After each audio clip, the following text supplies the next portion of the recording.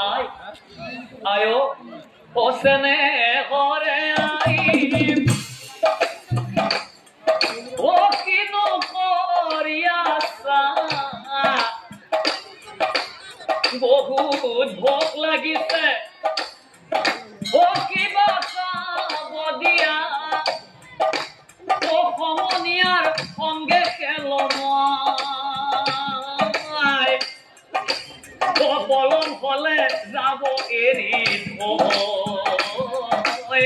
পলম হলে যাব এৰি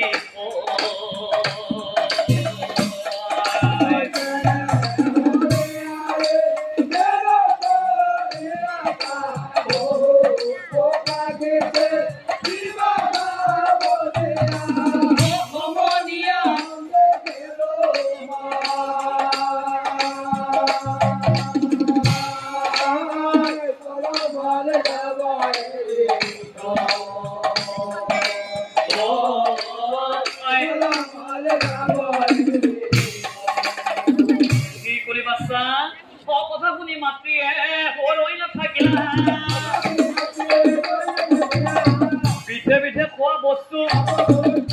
এই সমনীয়াৰ সঙ্গে কি খেলিবলৈ তাক দেখি লগত বোলে বহি মেলা গয় তাক দেখি লগত বোলে ও ভাইভন সেইটো খবৰ কাৰণে কি আই ও ভাইভন আমি এটা কাম কৰিম এই খবৰ গাই নহয় আমাৰ লগত খেলা খেলবা আহি আছে তাক কিন্তু কোনেও আমি খেলা খেলবা নাযাওঁ তাক কোনেও খেলা খেলবা নাযাওঁ মই কিয় কৈছো জানা তার দেউতাক নাই কি জারস গতিকে তাক আমার হবা নেযাও ভাগত আমি এটা কাম করিম খবর গাই যদি আমার খেলা খেলবা আহে আমি তাক ভালতে কম বলে তই আমার খেলা খেলবা একদম নালাগে তই যেনেকে চাই আমার ঘুরি যা যদি কি নামানে তাক কিন্তু আমি সবে মিলি কেনে মারিম একদম মারিম ভাগত খবর গা আহি লাভ নাই যেনেকে ইচ্ছা ফিরি যা ও তো কোনেও নেদে খেলা খেলবা দিবি তো সপ্তাহে নেদে ভাগত কেনা করে আহে মারি যাও দে ভাগত মারে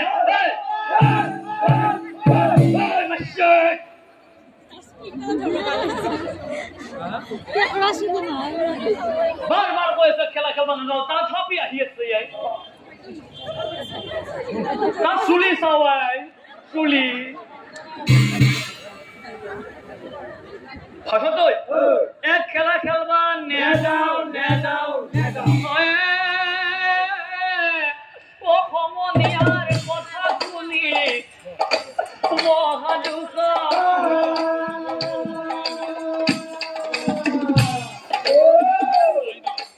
ঐ আদি অন্ত কব কথা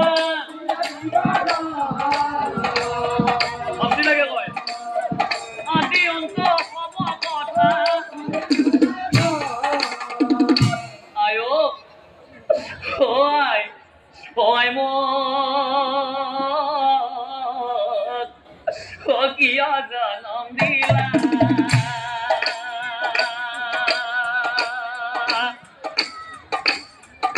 তই মোক তোমারি নে পেলালা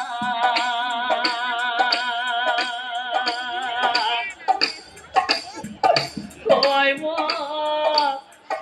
লগৰ সমনীয়া গনে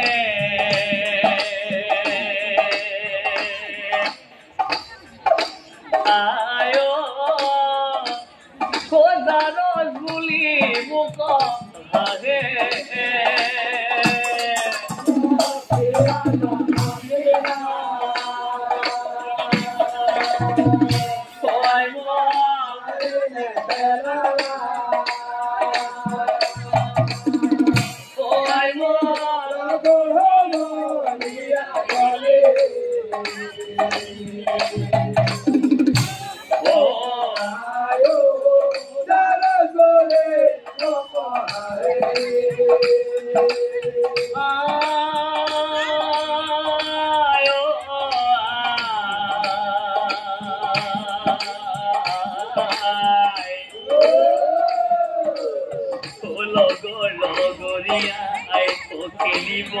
নিদিয়ে ধৰি ধৰি মহাই মই কৰিছ কাকুতি আই মোক কোৱা সত্য কৰি দিয়া পৃথিৱীৰ পৰিচয় আয়ো দিয়া পৃথিৱীৰ পৰিচয়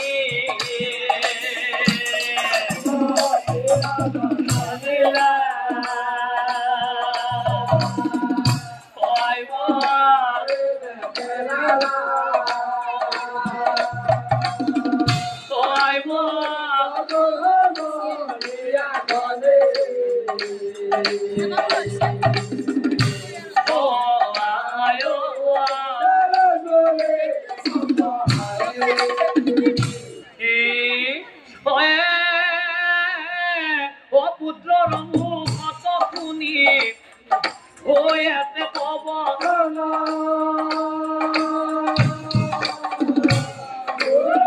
আদি অন্ত কব কথা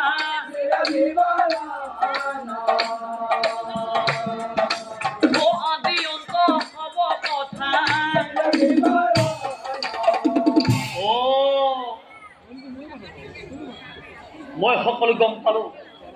মই সকলো গম পালো শুনা আই তাৰ মানে তোমাক প্ৰতাৰণা কৰিছে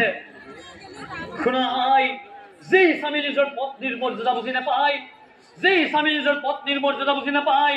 তেনেকুৱা স্বামী চাই থকাৰ কোনো দৰকাৰ নাই আই যি স্বামী নিজৰ পত্নীৰ মৰ্যাদা বুজি নাপায় তেনেকুৱা স্বামী চাই থকাৰ কোনো দৰকাৰ নাই আৰু শুনা আই আজি সন্ধে আই মই কৰিলো পণ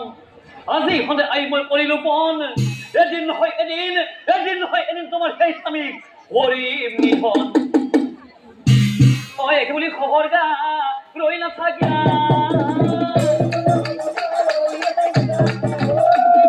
গৰুৰ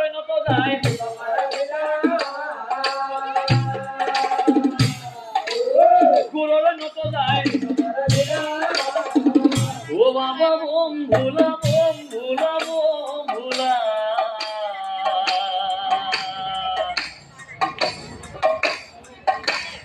চাকুৰি কৰিছো বাবা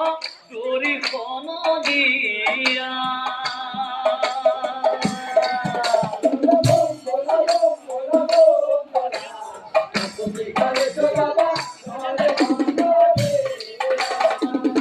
আৰ নকৰা জয় বৈদ্য ও ধূৰ্যতে ধৃতিমন জয় নীল পন্থ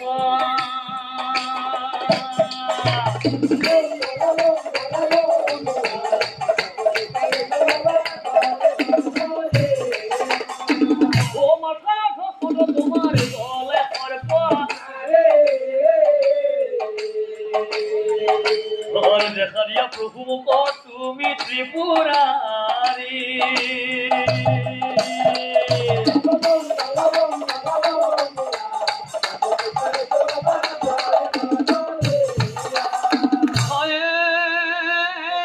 ও ভক্তর আর্চনা শুনি ভোলা মহে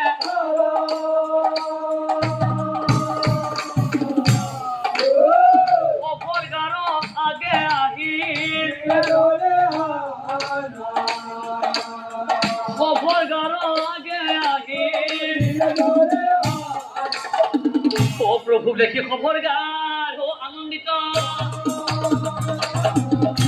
আদি অন্ত খবর কথা আদি অন্ত খবর কথা ও খবর গাই বলে প্রভু ও ধরি সুসা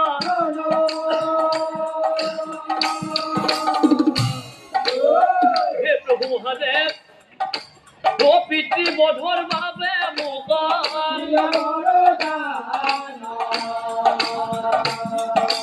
ও পিতৃ বধর ভাবে মোকা বুলি গোপা তোক পিতৃ বধুৱাৰ বৰ লাগে হা এই কথা শুনি মহাদেৱে ও মিচিকি হা তথাস্তু দেহি বুলি বৰ দিলা দেহি বুলি মহাদেৱে তাৰ পিছত মহাদেৱে মনে মনে ভাবে পঞ্চপুত্ৰৰ জন্ম হইলা এই দাপৰ যুগে পঞ্চপুত্ৰৰ জন্ম হইলা এই দাপৰ যুগে ধৰ্ম সংস্থাপনৰ বাবে পাণ্ডু ৰজাৰ গৃহে আৰু সেই ভীমক পঠিবলৈ দিলো মই বৰদান নাই নাই নাই নাই নাই নাই এই অসম্ভৱ অসম্ভৱ অসম্ভৱ এই বুলি মহাদেৱে ও মনত ভা পুনৰাই খবৰ গাছাই পাছে খবৰ গাছাই পাছে শুনা এৰা বলন ধৰাৰ নন্দন কথা এটা কওঁ তোমাক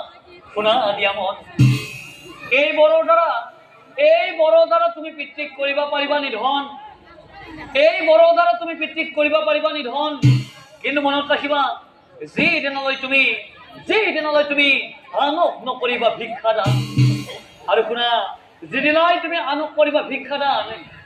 তুমি আনক কৰিবা ভিক্ষাদান সেইদিনাই তোমাৰ মিলিব মৰণ এই বুলি মহাদেৱ ঐ অন্তৰ্ধান হইলা আৰু আনফালে প্ৰভু নাৰায়ণে যুধিষ্ঠিৰক চাই পাছে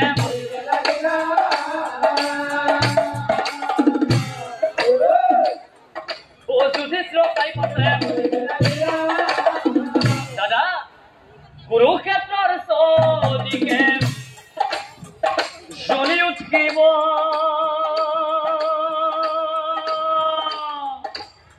ও দাদা তেজৰ তেলেৰে জ্বলা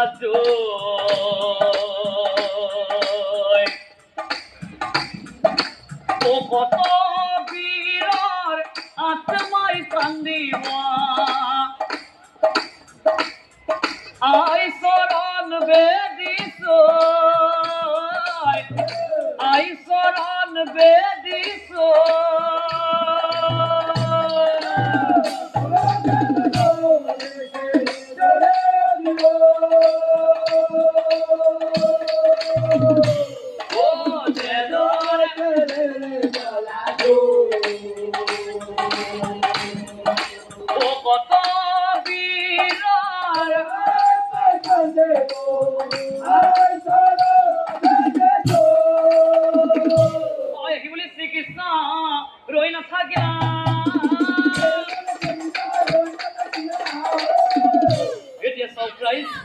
আৰু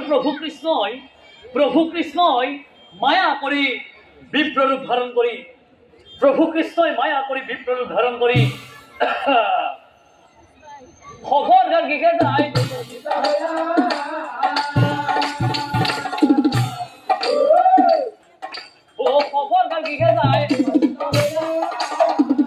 অপুনা চাভিতৰে ওলাই মাত্ৰ দিয়া ভোকে প্ৰাণ পাতি যায় ও তিনিদিন লঘুনে আঁচু অনাহাৰে কিবা খাব দিয়া এতিয়া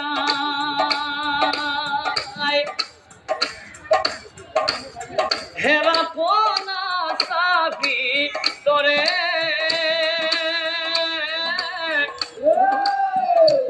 ওলাই মাত দিয়া মুখে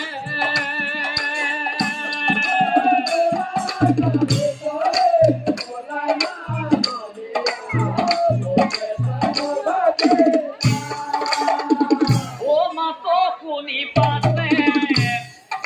ও বিৰহ ভয় যাই ও নিজ গৃহে ৰৈ নাথাক ও কোনে মাতে বুলি দুৱাৰ খুলি চাই বিপ্ৰবৰক দেখিব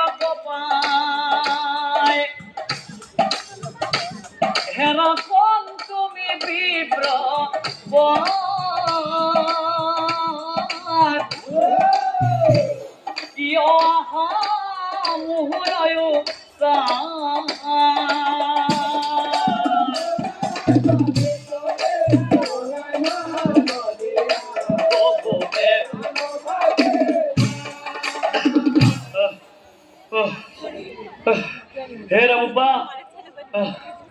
ৰামুপা তিনিদিন লঘোনে আছো মই একোকে খোৱা নাই কিবা অলপ খোৱা বস্তু দিয়া এতিয়াই নহলে বোপা তোমাৰ এই পদূলিতেই জীৱন যাব এতিয়াই অসম্ভৱ কোনোদিন ভিক্ষা নিদিওঁ বুলি কৰিছো মন ভিক্ষা নিদিওঁ তোমাক বিপ্লৱ যোৱা এটি ক্ষণ আৰু তাৰপিছত এই প্ৰভু কৃষ্ণই এনেকুৱা এটা কৌশল কৰিলে মায়া কৰি শ্ৰীকৃষ্ণ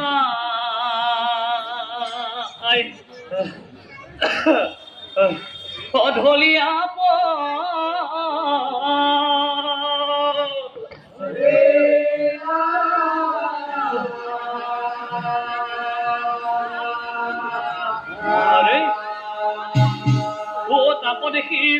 তাকো দেখি খবৰ গাই অন্ন আনি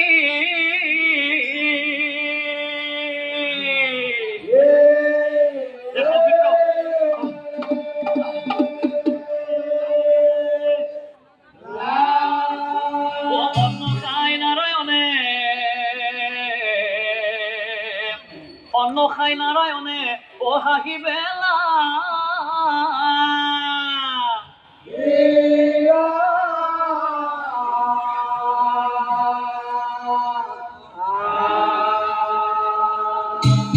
তাকো দেখি খবর গাই ও কহিবেলা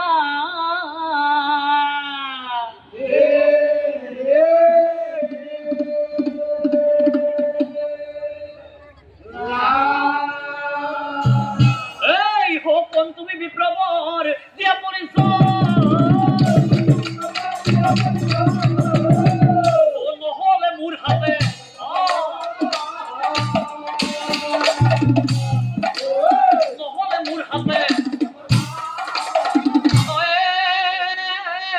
কথা শুনি শ্রীকৃষ্ণাই রই নাথা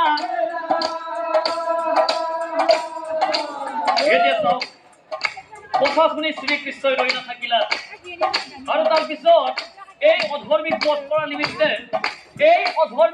কৰাৰ নিমিত্তে প্ৰভু কৃষ্ণই নিজৰ ৰূপ ধাৰণ কৰি সুদৰ্শন চক্ৰ দ্বাৰা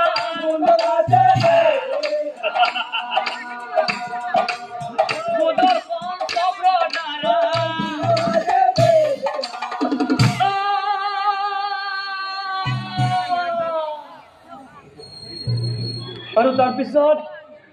তাৰপিছত সেই সিংহামুণ্ড গোটে প্ৰভুৰ চৰণত পৰি কান্দি কৰিছিল হে প্ৰভু নাৰায়ণ ও প্ৰভুৰ পাৱে পৰি কান্দে হৰ গাই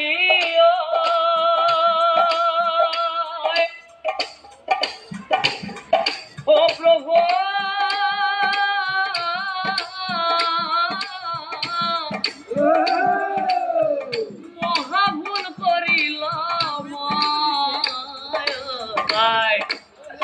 মহাভুল করিল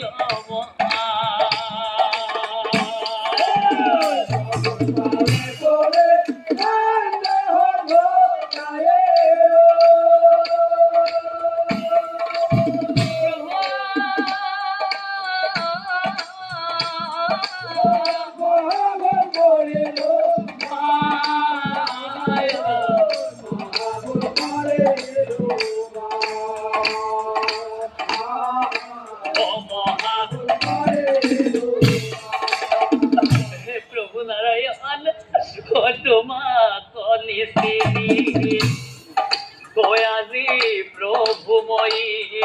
তোমার সঙ্গে কর রনা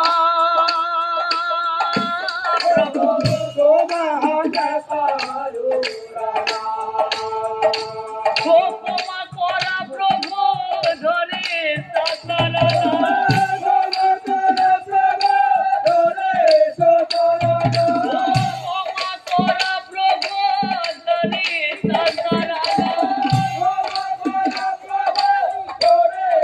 Sara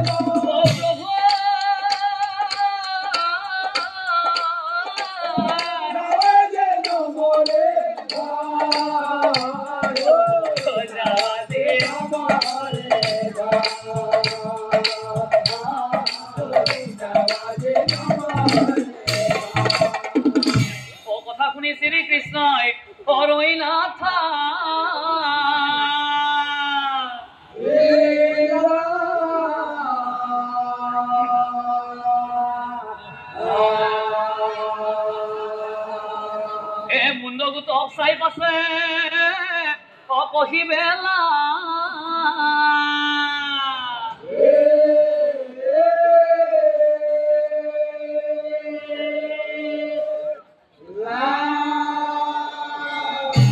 শুনা শুনা সকলকে আমার বচন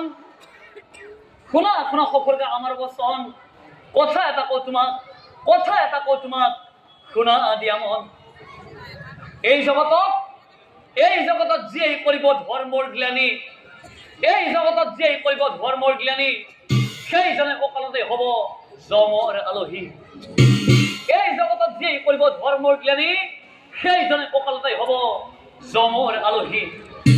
হে বস্ত্ৰধাৰ এই ৰভাত তলি অৰংগজ কৰি বহি থকা বাপ বান্ধৱ তথা এই মাতৃসকল আচলতে আমাৰ সমাজতো এনেকুৱা কিছুমান ব্যক্তি আছে যিসকল ব্যক্তিয়ে সদায় নিজৰ স্বাৰ্থৰ সিদ্ধিৰ পণ লৈ থাকে তেনেকুৱা ব্যক্তিসকল কোনো ভগৱানৰ চকুৰ পৰা হাৰি যাব